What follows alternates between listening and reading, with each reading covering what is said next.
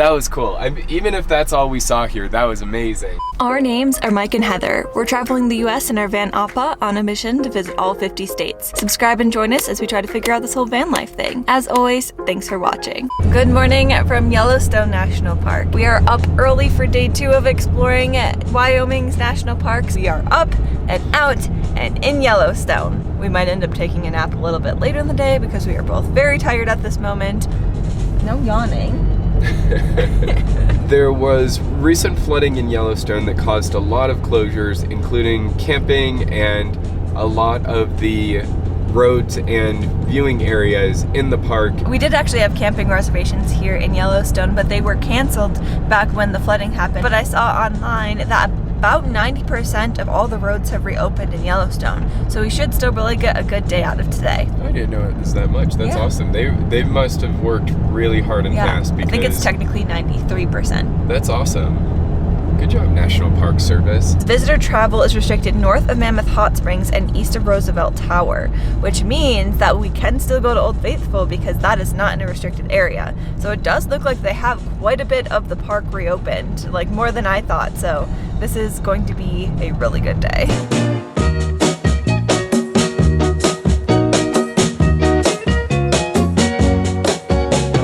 Our first wildlife sighting in Yellowstone are elk. Got 2 elk. Okay, good start.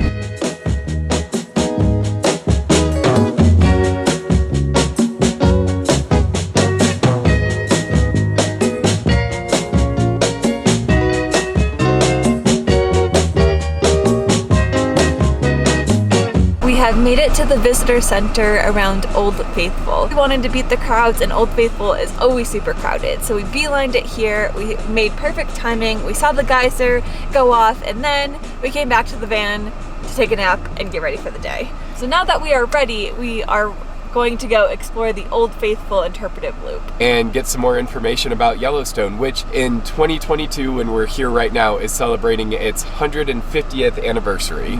And Yellowstone was the first ever national park. So the first ever national park, that is Yellowstone, is turning 150 years old this year. We are on the Geyser Hill Trail. It's just above Old Faithful. You can actually see where Old Faithful runs off because we're coming up behind it now, but it's this boardwalk pathway where it'll take you through a lot of the other really cool springs. It's a little bit windy out here, which means that we're getting big whiffs of sulfur, but it's all part of the experience and it's really cool. There's some really beautiful pools and geologic features, and they have some names and a little bit of info on them, but it's a really nice walk with some stuff that is unbelievable to see. The last time we saw a spouter, which I think is the same thing as a geyser with water coming out that's under pressure, was actually up in New York at Saratoga Springs, but that one was cold as opposed to hot like these geysers are.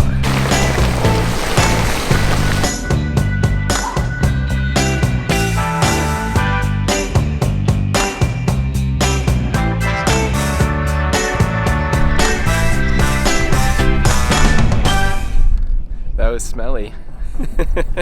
Old Faithful is probably the most famous geyser here at Yellowstone, but I don't think it's necessarily the most impressive. It's fantastic because it is so reliable, which hence the name. So you know when to time it to be able to see it erupt, and a lot of the other ones you don't know. It's kind of luck of the draw.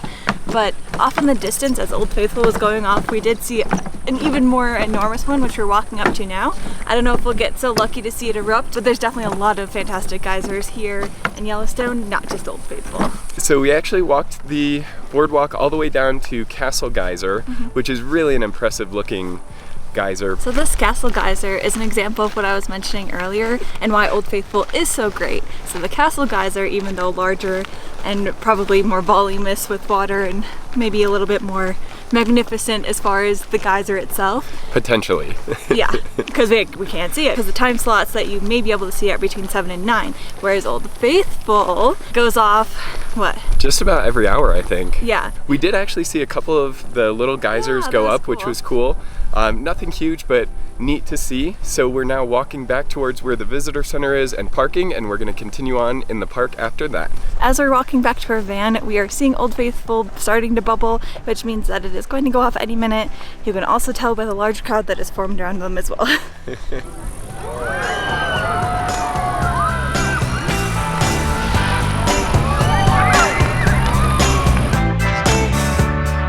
We do have our gypsy guide back up because they do have one for Yellowstone as well. So as we're driving around, we're getting a bunch of fun facts. The guide did say that a next must-do stop after Old Faithful is Biscuit Basin. So we have pulled off just a little bit up the road from Old Faithful to go check it out. The only problem is because it's a must-do place, there's a lot of people here, so finding parking might be a challenge.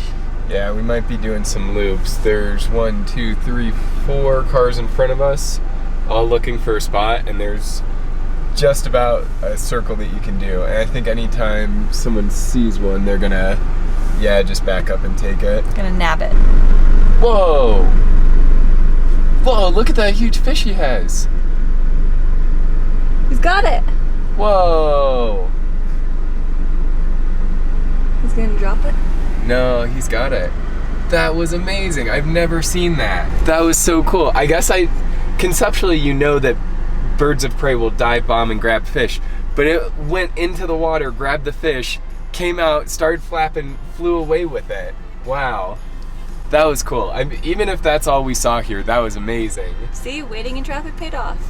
Yeah, I guess so.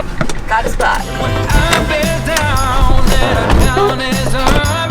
When your half full glass looks like a half empty cup. When you're running into dead ends, and everywhere you turn, well, seize the opportunity, live and learn. Hey,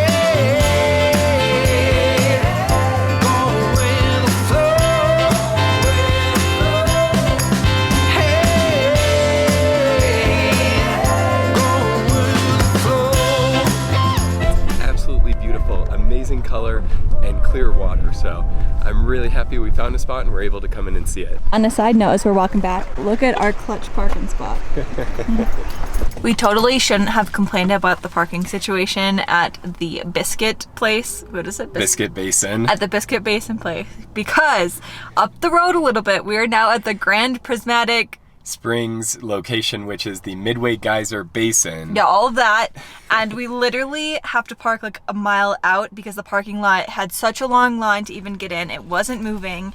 So we're parked along the road in a spot that you're allowed to. In a pull-off. Yeah, but we have a pretty long walk, but the guide said that it's a must-do, and everybody's here, so that's obviously a must-do. So this is the third largest hot spring in the world. It's the largest one in Yellowstone. The other two largest ones are in New Zealand, actually. Yeah, which is also known for its geothermal activity and like volcanoes and stuff like that, which is something with Yellowstone. They have the giant caldera volcano. Super volcano underneath this, which is what this all comes from. But the Grand Prismatic Spring, it's supposed to have some of the most amazing vibrant colors, so we're gonna go check it out. Basically, we have to go, even though we're like, should we skip it? But now we're just stalling because we're trying not to walk all this distance in the heat, but let's go.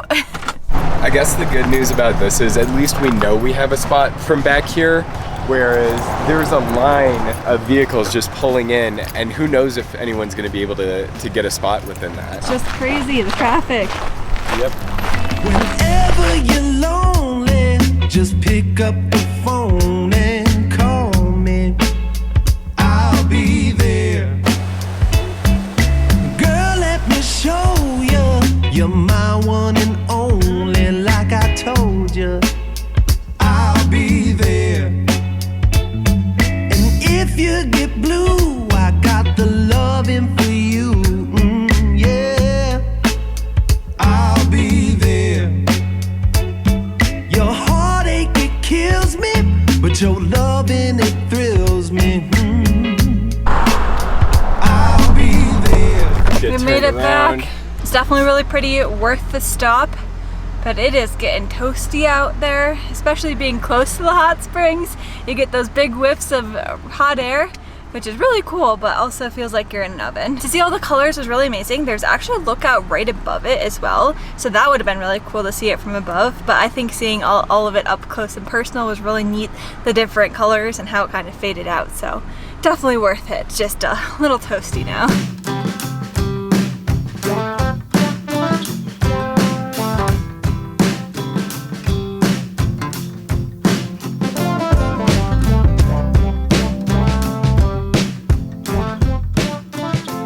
Going off. It's kind of neat. The gypsy guide had said that geyser activity in one part of this area generally will indicate another one might be happening as well. And we saw some water bubbling up when we first got in, and now this one up here, whichever one it is going off pretty good. My mother told me, don't sit here waiting for a sign.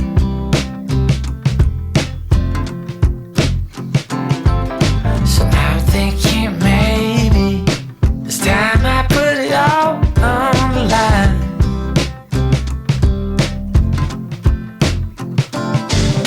But I heard from others that you chase out love was on the run.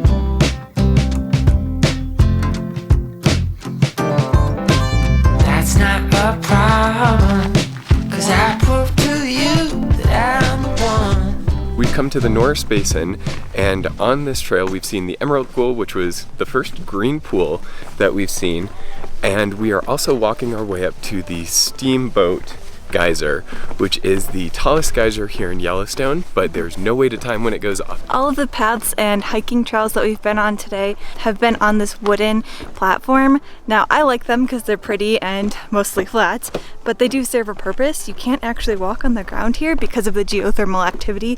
It's too dangerous, so they serve a purpose, but they make for a very pretty aesthetic. We made it to the Steamboat Geyser, and there was a bunch of people who were waiting there for it to erupt. Now, it is unpredictable, so we have no idea when it's going to go off. There was a sign that it just erupted at 3:20 today, but unfortunately we're well past that now, so we missed it. But we did get to see it pop up a little bit, which is still fantastic. So there's little eruptions throughout the day, but the 300 feet ones that make it the world's largest geyser, we were unsuccessful in seeing. Yeah, still pretty cool though that we got to see some activity. So there are frequent small eruptions from 10 to 40 feet and large ones that are infrequent up to 300. But now we're heading back into the van to hook back up with our gypsy guide and continue driving through Yellowstone.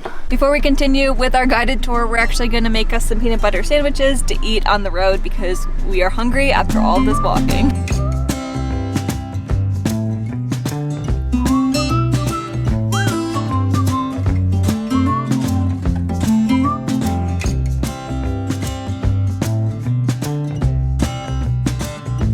We pulled over at Sheep Eater Cliff, which is formed by lava and has this really unique feature where it kind of looks like honeycombs. But more importantly, we have seen a marmot, and it is so stinking cute. It was eating all the wildflowers everywhere, and of course there's chipmunks because they're everywhere in the national parks and they're cute. But first time ever seeing a marmot, so that was pretty awesome. Look how cute he is. That's a yellow-bellied marmot. We have made it to the northwestern point of Yellowstone, which is Mammoth Springs. So we just pulled off to the upper terrace springs, and we're gonna get out and go to look at them now, but I'm getting a sneak peek and it looks amazing.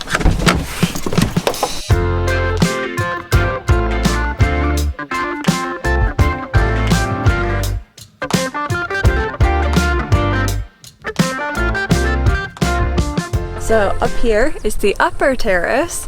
Down to my right is the lower terrace, and then a little bit further from that is the town of Mammoth.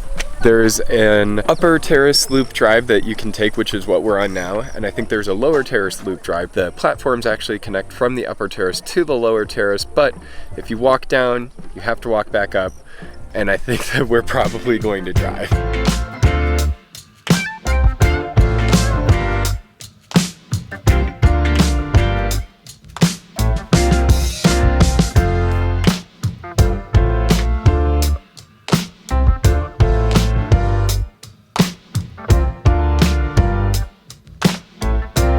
Just ahead is a clearing and parking for Angel Terrace.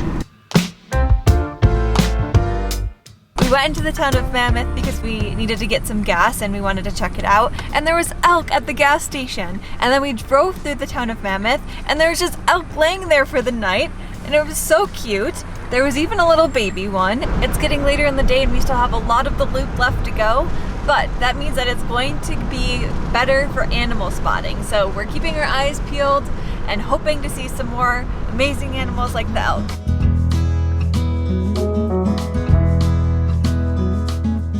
We're passing the road now that would have taken us to Lamar Valley. Unfortunately, that road is still closed because of the flooding, and it was supposed to be a very good spot for wildlife, which I can only imagine because we actually just saw a bear before the entrance. So definitely have to come back and do that another time, but I am so thrilled. It was a little black bear, so not a grizzly bear, so we still have to keep our eyes out for a grizzly bear, but a bear nonetheless, and very exciting to see just on the side of the road, just wandering, being a bear. Really awesome. But Mike is commenting now that we have to see a wolf, which I feel like are a lot more elusive than bears, but we still haven't checked off grizzly bears, and I have hope. With the Gypsy Guide, we've sort of learned about the population numbers of different animals in the park. There's only about 700 grizzly bear in Yellowstone, and what was it, 200 moose? Yeah. So not huge amounts of either animal for a lot of area to cover, but who knows, we may be lucky and we may get to see one of those awesome animals, and a wolf, which would be really cool.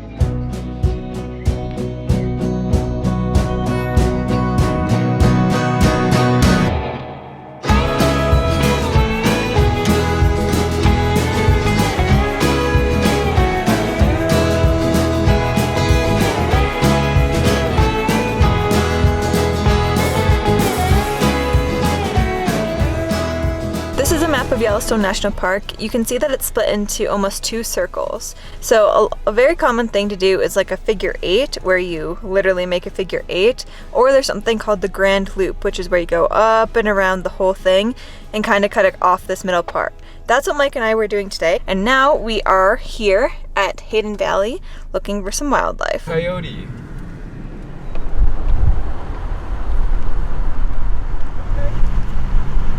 Coming this way. Up to us. He's running towards us. It's over to the left, do you see him? He's jumping. No, it's a fox. Whoa! Wow! That's insane. So, okay. We're coming into the Hayden Valley, and I saw something over to the left of the road, ran across, it was a coyote. So we stopped for a second, saw that, tracked the coyote over. Next thing you know, they're bolting down. It's a coyote chasing a fox. This is wild, literally.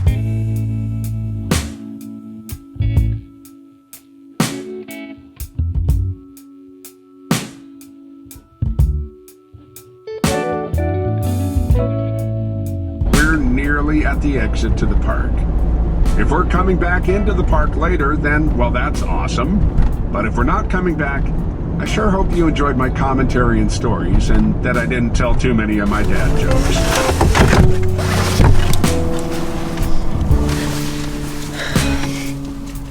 Good morning from West Yellowstone, which is technically in Montana in our 31st state. Last night we finished up in Hayden Valley and drove very, very carefully to get out of the park because it was so dark. We actually saw some more animals and they were on the side of the road, so it was really fun to see, but also a little bit scary driving in the national park at night. But we did make it to West Yellowstone and were able to find a boondocking site just outside of it, which was really great and easy. Super exciting to know that we have less than 20 states to go, and we have just been having the most fun on this road trip. It's been really great to not only check states off of our list of places that we've been, but to also be getting passport stamps from the national parks, which have definitely been some of my favorite experiences on these road trips that we've gone on. Especially Grand Teton and Yellowstone, because I think we both knew what to expect in Yellowstone just because we have been here before, but Grand Teton definitely surprised us, and if you can, try to fit that in your national park tour of Yellowstone, because I could not believe that we were going to pass up on it, because that has now jumped to be one of my favorite national parks for sure. Yeah, absolutely. So we are closing the book on those two and on Wyoming, and we are getting ready to start our Montana adventure. We will be able to hang out with family while we are in Montana, so for the next couple of days, that's what we're going to be doing, and then we're going to pick up and go to Geyser National Park. Thank you so much for watching as we have made our way through Grand Teton National Park and Yellowstone National Park. We really enjoyed being in our 30th state, Wyoming, and are super excited to share our adventures from State 31, Montana. We'll see you all in Geyser National Park.